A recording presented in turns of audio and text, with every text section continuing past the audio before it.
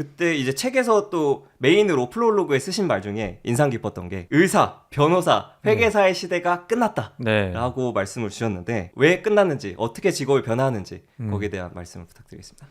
일단 팩트 데이터를 말씀드리면 네. 이 세 개 직업이 작년 재작년에 국내외에서 인공지능 특허가 많이 나타난 분야예요. 예를 들어서 뭐 피부과에서 AI 바탕으로 자동으로 스캐닝을 해서 할 수 있는 장비에 대한 특허, 또는 영상 판독하기 위한 특허, 변호사가 어떤 법률을 조사하거나 서머리하거나 뭐 판사가 판례 만들 수 있는 특허, 판례안 같은 거, 그런 것들 특허 정말 많이 나왔어요. 그 말은 그런 게 뭐 저항은 있겠지만 결국 내년 후년 되면 계속 소프트웨어나 기계를 나온다는 이야기거든요. 지금 우리가 갖고 있는 직업 중에도 보게 되면 엑셀 네. 잘 다루는 사람들 과거에는 없던 직업이었어요. 그렇죠. 반면에 엑셀 잘 다루는 사람이 회사에 깔리면서 그 전에 있던 주판하는 사람들이 싹 다 사라진 거고. 그러니까 직업을 우리가 짧은 시간을 살아도 그렇지 계속 직업은 사라지고 없어지고 있어요. 어떤 직업 타이틀을 놓고서 그 직업이 안전하다 불안정하다고 논하기 좀 어려운 게 전반적인 직업이 영향을 다 받을 거예요. 다. 일례로 불과 작년 이맘때만 해도 사람들이 그 얘기했어요. 제가 이제 영상업계 분들, 방송분들 만나면 야 아무리 인공지능이 글 쓰고 그림 만들어도 영상은 못 만들던데? 기존에도 있었는데 좀 허접했어요. 근데 불과 한두 달 전에 소라가 이제 플랫폼에 나와서 데모 영상 보여주니까 이제 제가 아는 KBS나 SBS의 그런 방송 제작 직군분들이 난리가 났어요. 우리도 이제 털렸구나 뭐 이런 식의 표현을 사석에서는 끝났다. 근데 저는 그래도 궁극적으로 인간이 가져갈 수 있는 역량은 뭐냐 하면 감정이나 정서와 관련된 능력인 것 같아요. 그러니까 내가 만약에 방송 제작을 하건 책을 쓰건 교사건 간에 그 역할의 변화는 와요. 하지만 그 내에서 내가 인간하고의 교감을 잘하고 정서적인 부분에 어떤 컨텐츠를 만들어낼 수 있는 사람들은 계속 성장할 겁니다. 왜냐하면 인공지능이 번역이 된다고 해서 외국 자료 그냥 갖다가 한국인 교사가 사라지진 않거든요. 외국인 자료가 많이 들어왔을 때도 결국 한국 학생들을 가르치는 교사는 존재해야 돼요. 지금보다 숫자는 줄어들겠지만 다만 역할이 정서나 인간적인 교감에 대한 능력을 더 강조하는 교사, 그런 분을 강조하는 예를 들어 팟캐스터, 그런 분을 강조하는 무슨 디자이너, 이런 식으로 저는 계속 직업이 좀 특화될 것 같습니다.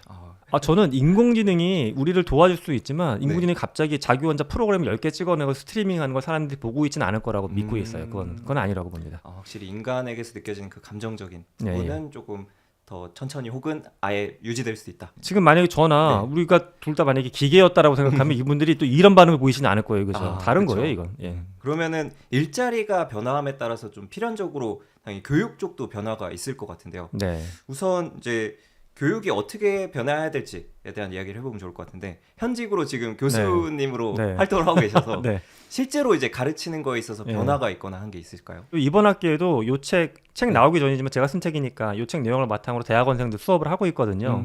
그래서 제가 가장 강조하는 거는 도구 사용하는 거는 막 술렁술렁 알려줘요. 학생들은 처음에 도구 사용하는 거 많이 배울 줄 알았는데 실제 도구 사용 술렁술렁 알려주고 머리 쓰는 것만 바꾸게 하는 거예요. 뇌를 쓰는 방법을 다르게 하는 게 중요한 것 같아요. 기존에 우리는 산업화 시대에 살았던 우리들은 교육 현장에서 원가를 합리화시키는 거, 시간 절감시키는 걸 남보다 빨리 하는 거, 이거에 특화돼 있어요, 능력이. 근데 이제 천천히 가더라도 아무도 못했던 거 해보는 거, 천천히 가더라도 내가 어제까지 두려워서 시작을 못했던 거, 그걸 오늘 해볼 수 있게끔 만들어준 도가 바로 이 AI거든요. 그래서 저는 이번 학기에도 이제 그런 취지를 갖고서 학생들한테 이상한 것도 많이 수업에서 시키기도 하고 뭐 만들어 보라기도 하고 그렇게 합니다. 그래서 교육이 결국 가야 될 지향점 중에 하나가 이 도구를 잘 쓰는 게 아니라 도구를 잘 활용해서 나라고 하는 사람을 바꾸게끔 하는 거. 이걸 좀 우리가 교육 현장에서 풀어놔야 될 것 같습니다. 일단 우리가 한국에서 가장 좋아하는 직군이 의사잖아요. 특히 파락군의 상징이 의사인데 의사를 보면 북미 지역만 놓고 봤을 때는 공대보다는 의대가 많이 밀렸어요, 이미. 그래요? 한국은 사실 뭐 그런 얘기 했잖아요. 전국에 있는 의대 다 돈 다음에 서울대, 공대가 차 들어간다, 학생들이. 근데 그게 많은 국가가 그런 게 아니에요. 그래요? 예, 이미 대부분 상당수의 국가는 안 그래요. 뭐 특히 IT 선진국이라고 하는 뭐 전 세계의 CEO를 생산하는 국가라는 약간 재미난 표현을 받고 있는 인도만 봐도 공대가 압도적으로 위에 있고 의대가 뒤에 있습니다. 근데 저는 꼭 그래서 의사라는 직군이 나쁘다라는 게 아니라 시대가 변하고 있는 거예요. 다만 우리는 그 시대의 변화가 현재 한국이 좀 늦게 나타나고 있는 건데 앞서 언급한 대로 AI 기술이 그런 직군을 많이 대체하게 되면 당연히 사회적으로 한국인들이 그걸 좋아하는 이유 자체가 경제적인 안정성 때문에 좋아하거든요. 경제적인 안정성이 지금보다 안 좋아질 거예요. 그럼 당연히 시장의 흐름은 바뀔 것이고 또 하나 교육하는 방법이 특히 내년만 되게 돼도 코세라라고 하는 세계적인 무크 플랫폼이 있는데 전 세계 5만 좋은 대학교 강의들이 다 올라와요. 한국인만 해도 70만 명이 거기서 공부해요. 근데 내년 정도에 올라올 기준 중에 뭐가 있냐면 외국인 교수가 수업하는 게 한국어로 들리고요. 소리가 그분의 음성으로. 그리고 입 모양도 맞아요. 그게 인공지능으로 되는 게 이미 저도 짧은 거는 그렇게 만들어봤는데 성공적으로 되거든요. 그걸 그들은 이제 대량의 자본을 투자해서 전체 강을 컨버전하겠다는 거예요. 이런 상황으로 가고 있는데 꼭 특정 지역에서 뭐 서울의 몇 위간에 있는 의대를 가기 위해서 공부하는 문화가 안 사라지면 사실은 이건 국가의 존망이 걸린 문제입니다. 그건 아닌 거예요. 사람들이 이거 자꾸 쓰다 보면 또 많이 쓰는 분들은 어떤 걱정하냐 하면 특히 부모님들이 아이가 학교에서 배워서 쓰고 있다라고 하면 우리 아이가 혹시 AI만 쓰다가 자기 머리 안 쓰는 바보가 되지 않을까. 특히 작년에 미국 같은 경우에 갑자기 챗GPT 사용량이 뚝 떨어지는 시점이 있었어요. 사람들이 도대체 인공지능 시대 끝났냐 벌써. 근데 그게 아니라 미국 학교들이 방학기에 들어간 시점이었거든요. 그게. 학생들이 다 안 쓰니까. 그만큼 학생들이 생각보다 많이 써요. 외국 학생들은. 근데 웃긴 게 한국 학생들은 그거보다 훨씬 덜 쓰긴 해요. 아직까지는. 근데 이제 또 써도 걱정인 거예요. 우리 애기 바보 될까봐. 근데 저는 방법이 중요하다고 봐요. 저도 리포트를 냈는데 학생들이 AI한테 물어봐서 긁어갖고 워드 파일로 만들어서 제출해. 이건 이 학생한테 어떤 가치가 있었냐. AI가 주인이고 이 학생은 전달자 역할만 하는 거예요. 그러니까 AI가 리더고 얘는 기계가 된 거예요. 역할이 바뀐 거예요. 그러네요. 근데 그게 아니라 AI가 리포트를 써서 줬어. 근데 인간의 관점으로 비판적으로 봐야죠. 이거는 맞고 틀리고 이거 내용이랑 다른데 잘라내고 문장이 망하면 또 고치고 이러면 이거 인공지능 써가지고 글 써도 괜찮아요. 리더가 되는 거죠. 거겠군요. 그러니까 저는 AI 시대 학생부터 모든 사람들이 리더가 돼야 된다라고 스스로를 바라봐야 될 것 같아요. 나는 신입사원도 아니고 애기도 아니고 1학년도 아니고 다 리더다.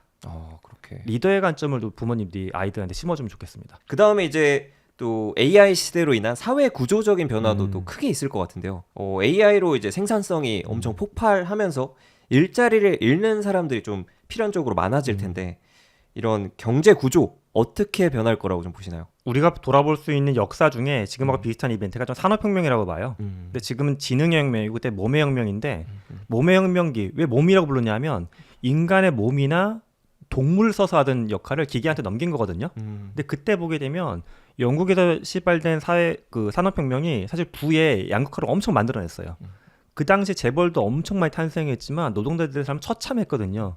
그 당시만 해도 아동 노동 자체가 또 법률적으로 잘 통제가 안 되다 보니까 뭐 굴뚝 청소하거나 이런 거는 몸집 조그만 애들이 거의 다 했어요. 뭐 매연 다 마셔가면서 노동자들은 하루 1달러, 2달러 내고 뭐 줄에 매달려서 자거나 관짝에 들어가서 자거나 장난이 아니었어요.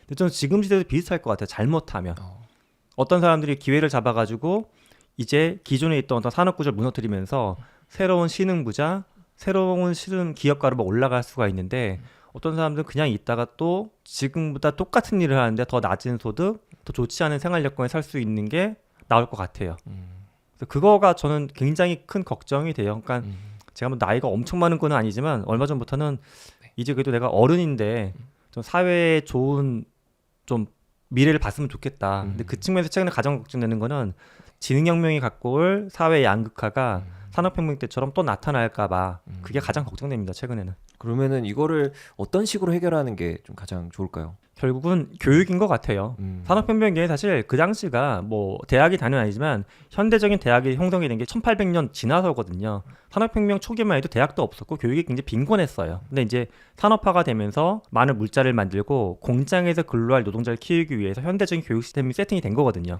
근데 우리 이미 교육 시스템이 있긴 있어요. 근데 문제는 산업화 시대의 교육을 여지까지도 주로 많이 하고 있는 게 문제인 거죠. 그러니까 사실은 이 문제의 핵심은 저와 같은 학교에 있는 선생님들의 문제예요. 저를 포함해서.